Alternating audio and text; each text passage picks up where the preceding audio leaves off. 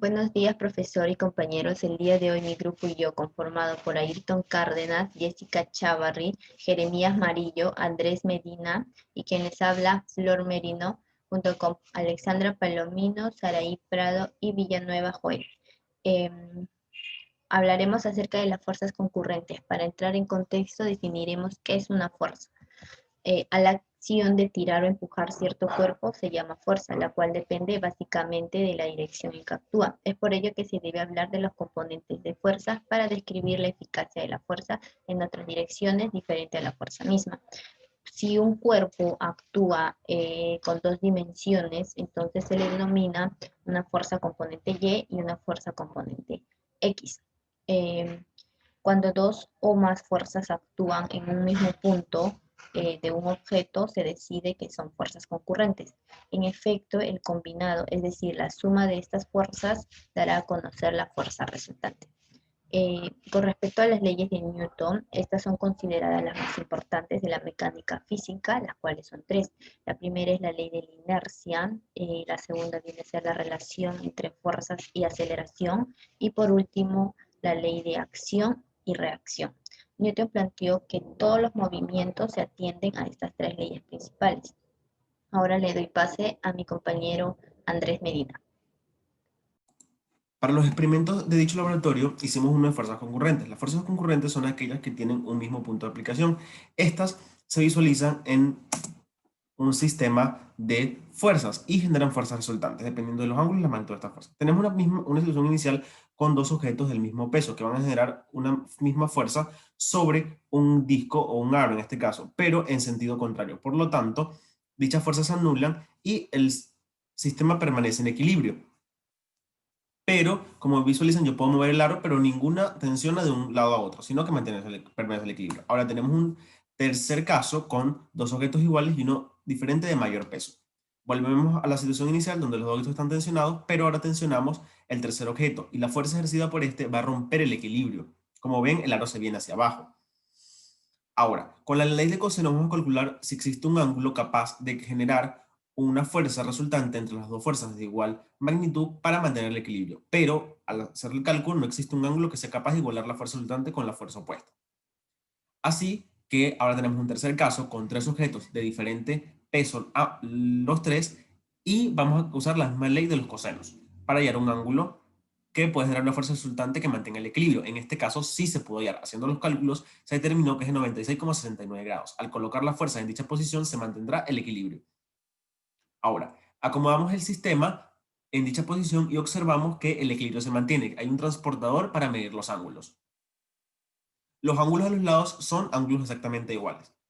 Ahora, una última prueba, rompiendo la posición de dichas cuerdas, entonces el sistema pierde el equilibrio. Ahora le cedo la palabra a mi compañera Jessica. Bueno, continuando con la exposición, yo les voy a hablar sobre la primera ley de Newton, también conocida como ley de la inercia. ¿Pero qué nos dice esta ley? Nos dice que un cuerpo no podrá cambiar por sí solo su estado, ya sea que esté en reposo o en movimiento, a menos que se ejerza sobre él una fuerza externa. Y la fuerza neta debe ser igual a cero. Bueno, las primeras aplicaciones de las que hablaré será sobre distinguir entre un huevo cocido y uno crudo a base de la ley de la inercia. Como observan, hice girar el huevo y apliqué una fuerza vertical para detenerlos y se detuvo.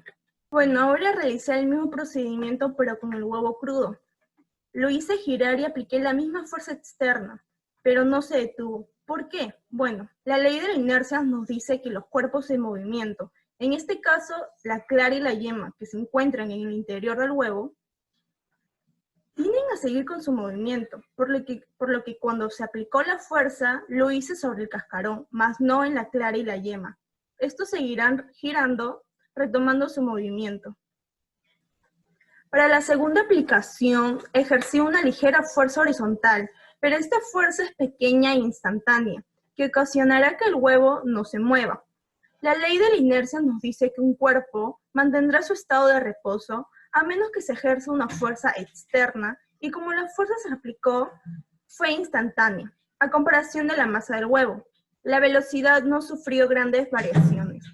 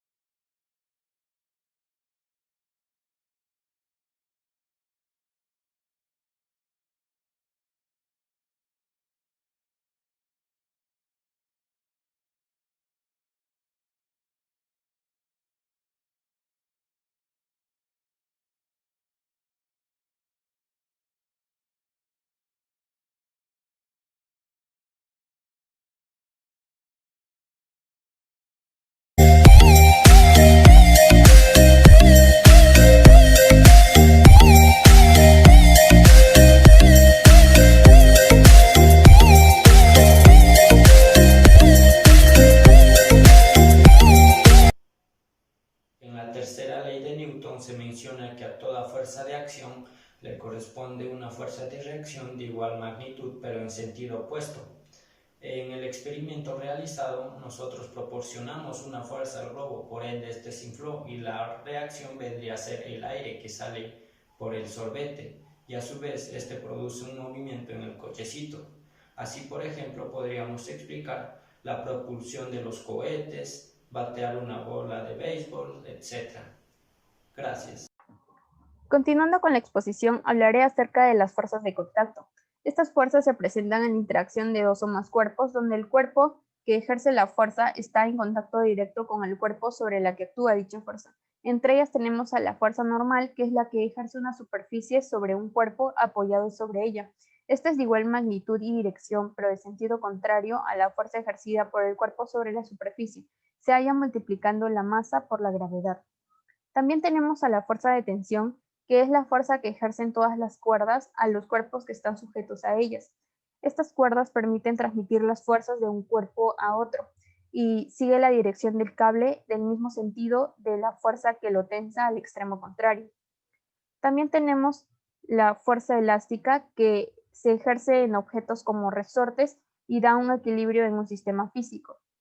Tiene una posición normal, fuera de la cual almacenan energía potencial y ejercen fuerzas. Se halla multiplicando la constante del muelle por el alargamiento en metros. También tenemos la fuerza de rozamiento, que aparece en la superficie al contacto de dos cuerpos cuando uno de ellos se desliza sobre el otro.